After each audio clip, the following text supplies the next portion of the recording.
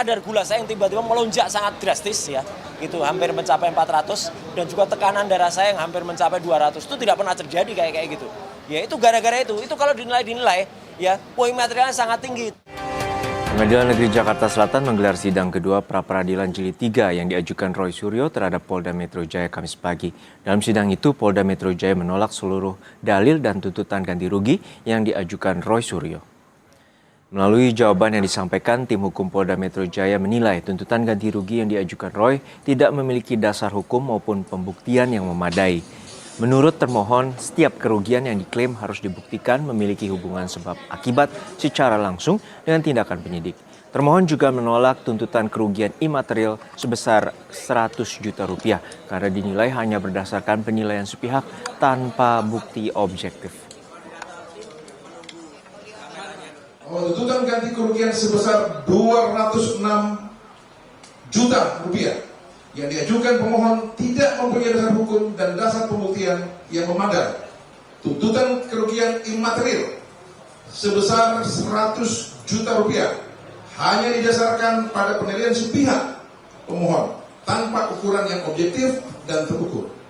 Pemohon tidak pernah menelitikan maupun membuktikan mengalami luka berat, cacat atau meninggal dunia sebagaimana dimaksud dalam pasal 9 ayat 2 dan ayat 3 sehingga tuntutan ganti kerugian yang diajukan tidak mempunyai dasar untuk dikabulkan sebagaimana dimohonkan.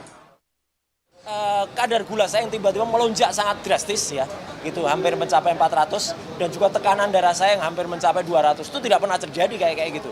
Ya itu gara-gara itu kalau dinilai ya poin materialnya sangat tinggi. Belum lagi ada beberapa peristiwa mungkin yang saya katakan peristiwa yang brutal ya. Bagaimana pemaksaan terhadap saya dan Dr. Tifa menggunakan baju orange ya. Pemaksaan menggunakan borgol ya dan mau dipertontonkan. Padahal itu dalam KUHP yang baru itu sudah tidak diperbolehkan. Jadi makanya kalau nggak bisa dinilai dengan rupiah ya repot ya. Kalau nggak bisa dinilai dengan rupiah, nilai saja dengan dolar saja. Ya, nah, gitu ya itu ya. Makanya ditanya karena apa? Karena tidak satu rupiah pun yang akan kami terima. Ya. Usai menanggapi jawaban pihak Polda Metro Jaya selaku termohon, Roy menjawab soal kemungkinan akan mengajukan pra-peradilan keempat usai putusan pra-peradilan soal ganti rugi. Meski tidak menjawab pasti, Roy berdalih upaya pra-peradilan yang dilakukannya hingga 3 kali merupakan bagian strategi sebelum memasuki sidang pokok perkara kasus ijazah di Pengadilan Negeri Jakarta Timur. Kenapa kami menempuh strategi pra-peradilan? Ya, karena kami tidak ingin seperti kalau seorang pejuang itu tidak mempelajari dulu apa yang ada di depan.